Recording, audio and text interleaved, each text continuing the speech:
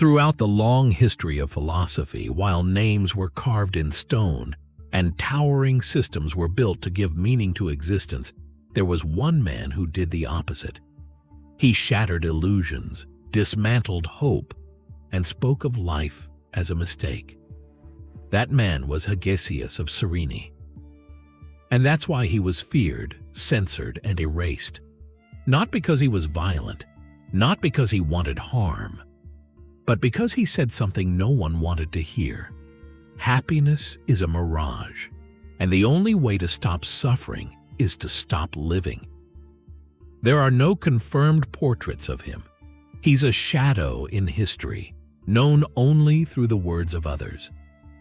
Born around 290 BCE in Cyrene, Hegesias lived during a time when philosophy was becoming polished, tied to power, to academics, to reputation, but not him. He didn't speak in palaces or charm wealthy patrons. He didn't build neat little systems to decorate the intellect. He taught in Alexandria, Egypt, one of the intellectual capitals of the ancient world. And it was there, with a sharp and unwavering voice, that he began spreading an idea so radical it shook the cultural foundations of his time. They gave him a nickname, Pseudthanatos, the one who persuades people to die. His philosophy was rooted in a brutal awareness. No matter how much pleasure we chase, life is still pierced by pain. He drew from the Cyrenaic school, which divided all human experience into just two categories, pleasure and pain.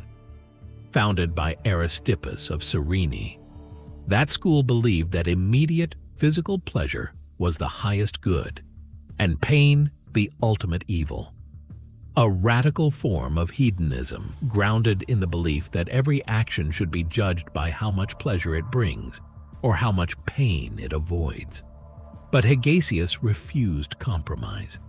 Where Hegesias pursued pleasure as the goal of life, Hegesias exposed its fragility. And from there, he built his most disturbing claim. Because pleasure is unstable, fleeting, and often deceptive, existence itself becomes a curse. His main work was called Death by Starvation. The text is lost to time, but its message survived, most notably through Cicero, who quoted it with alarm. Inedia means prolonged lack of nourishment, so the title is meant to be taken literally, choosing to starve oneself to death. Hegesias wrote a dialogue in which a man calmly explains to a friend why he has chosen to starve himself to death. No drama, no desperation, just a cold, calculated, deliberate decision. In that conversation, death is not a tragedy, it's a release. Not an escape, but an act of coherence. And that's the shocking power of Hegesias. He wasn't offering comfort. He wasn't offering hope. He was offering truth, raw, unfiltered, unbearable. His voice cut through the optimism of his time. He dismantled the romantic lie that life is sacred, that it's always worth fighting for. And he did it with no anger or sadness, just with clarity. According to later accounts, Hegesias denied the very possibility of happiness. The body is tormented by pain, the soul is restless, and fortune is unstable. From this, he crafted a worldview where stability and joy are nothing but illusions, laughable attempts to hide the unbearable. But he went even further. He didn't just question life, he tore into morality itself. Friendship, gratitude, duty. For Hegesias, these were just masks for self-interest. Every act, no matter how noble, came from selfish calculation. And he didn't say this with resentment. He said it like a doctor pointing to a tumor, cold, detached, factual. For him, a wise person sees no absolute value in life. Living or dying, it's the same. Only the fool clings to life as if it were sacred. The terrifying part of his philosophy is how clearly it mirrors something most people feel but can't express.